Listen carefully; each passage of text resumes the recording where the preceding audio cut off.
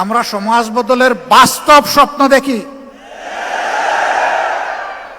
এবং আমরা কথায় ছিড়া ভিজাতে চাই না। আমরা চাই দুধ অথবা পানি দিয়ে ছিড়া ভিজবে, আর প্রয়োজনে আমাদের রক্ত দিয়ে ছিড়া ভিজবে। সেই রক্ত যদি আল্লাহ মানবতার জন্য, মানবতার মুক্তির জন্য আল্লাহ কবুল করেন, আল্লাহর দরবারে লাখো শুকরিয়া। যুগে যুগে যারা মানবতার মুক্তির লড়াই করেছেন তারা তার প্রমাণ রেখে গিয়েছে। যুদ্ধের ময়দানে এক হাত কোপকে ঝুলে গেছে, পায়ের নিচে ফেলে টান দিয়ে ছিঁড়ে ফেলেছেন। এই হাত আমার এখন বুঝে, এই হাতের আমার দরকার নেই।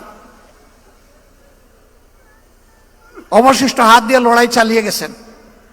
ওই হাতও যখন ঝুলে গেছে এইটাও ফেলে দিছেন। সেনাপতি পা দুইটা চাপ দিয়ে ধরেছেন, কমান্ডের ফ্ল্যাগ, ওটাও যখন চলে গেছে আর পা দিয়ে ধরার সুযোগ নেই, দাঁত দিয়ে কামড় দিয়ে ধরেছেন।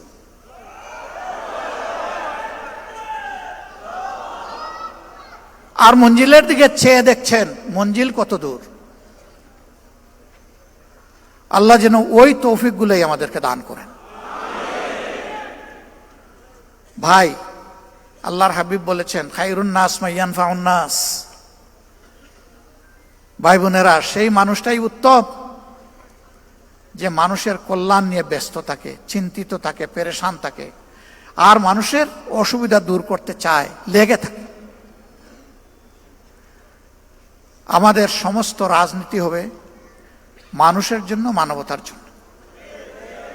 এই কাজে গেলে যে যার সমালোচনা যেভাবে করে করতে থাকুক, আমার কিচ্ছু আসে যায় না।